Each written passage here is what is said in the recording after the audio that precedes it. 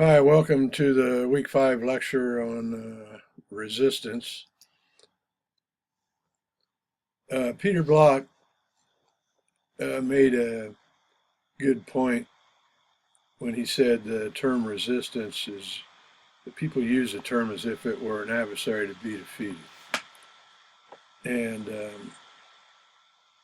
he also stated that resistance is an emotional process and was trying to use logic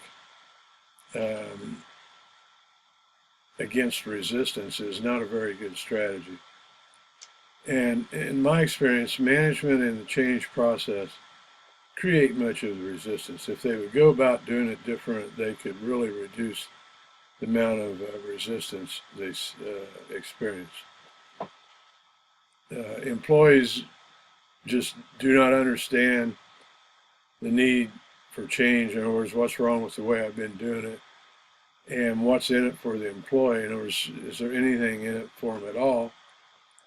And sometimes there's not when they do job enlargement.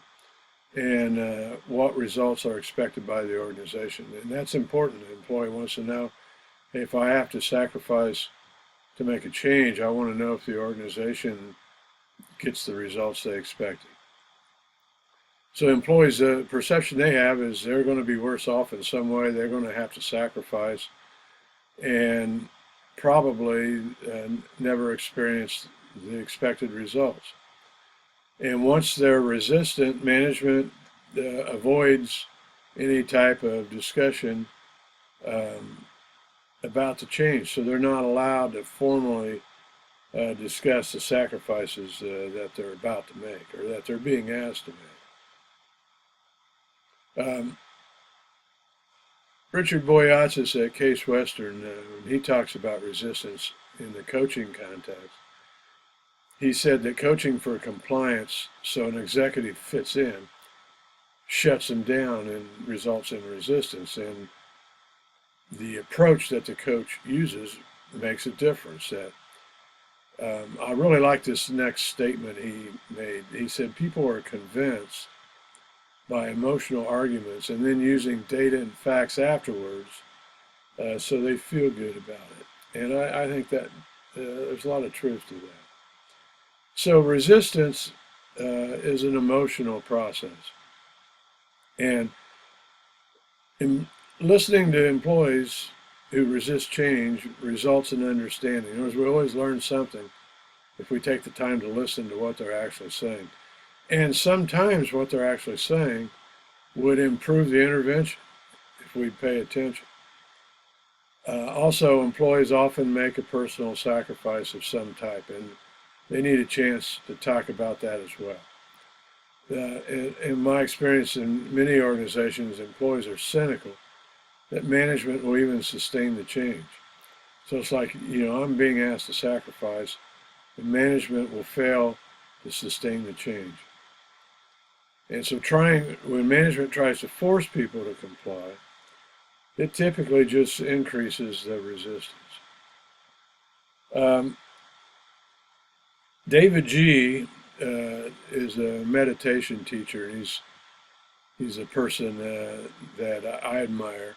He often has his dog Peaches with him when he's doing a video online or leading a meditation, and he refers to Peaches as the Buddha princess. And he says that she teaches, resist nothing and you receive unconditional love. And I think there's something to that. I know in workshops I like to practice what I call undefended receptivity.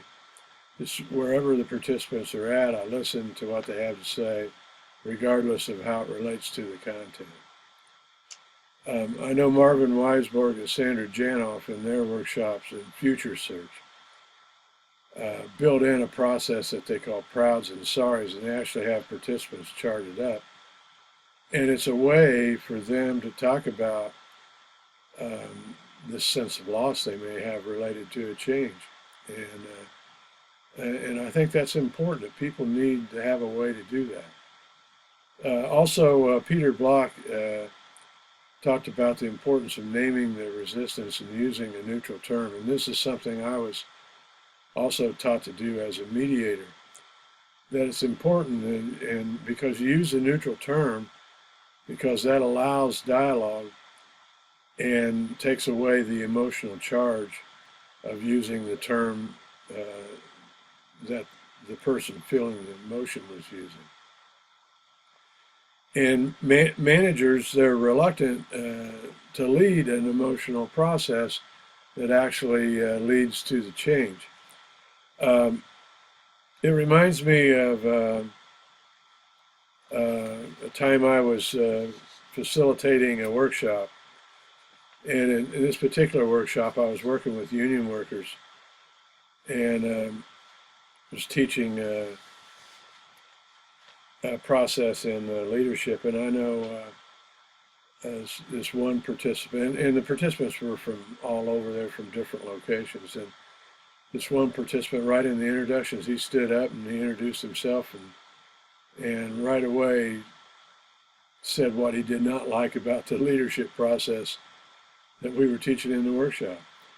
And his expectation was that I would start arguing with him right away. And he came prepared to do that. And had I done that, he would have been, it would have matched his expectation and he'd be ready to go. And instead I thanked him, because I welcomed him to the workshop, and I thanked him for being honest about what he had to say. And I could tell by the look on his face when I did that, that it was complete surprise to him. He did not expect that at all.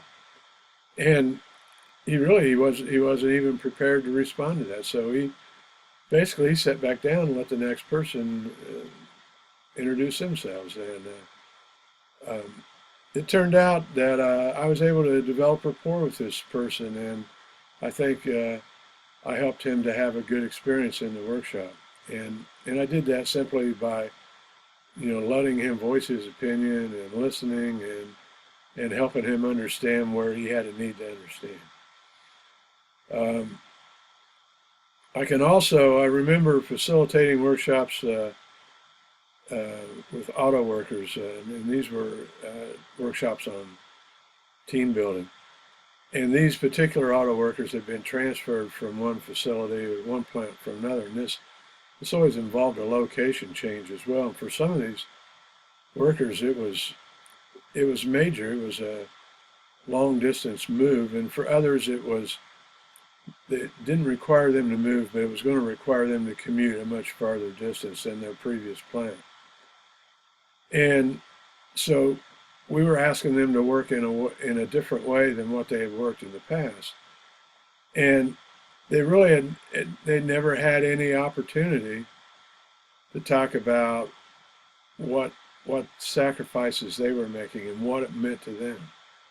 And so we would facilitate the prouds and sorry type process with them and give them a chance to say, hey, here's what I'm giving up, here's what I'm sacrificing, here's the price I'm paying to be here and to be in the game. And they would also talk about what they were proud of in order to be working, to be employed and to be part of a successful plant.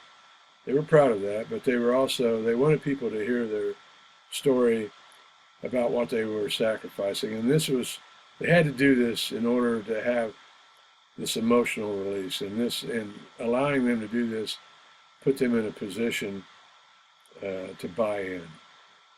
And so many managers are reluctant to lead this emotional process that they create more resistance.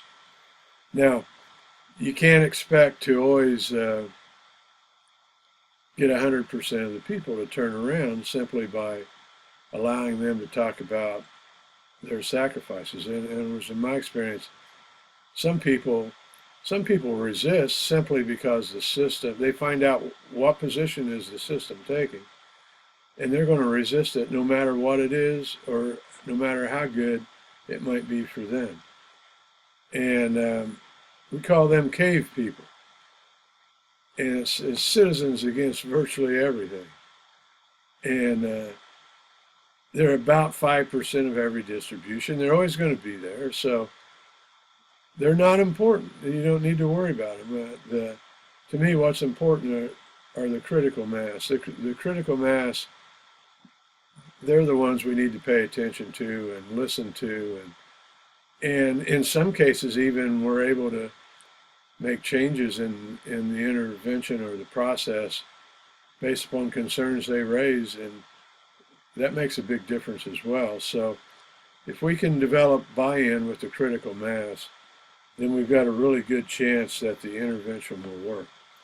And so we don't need to get overly hung up or invested on trying to deal with these cave people.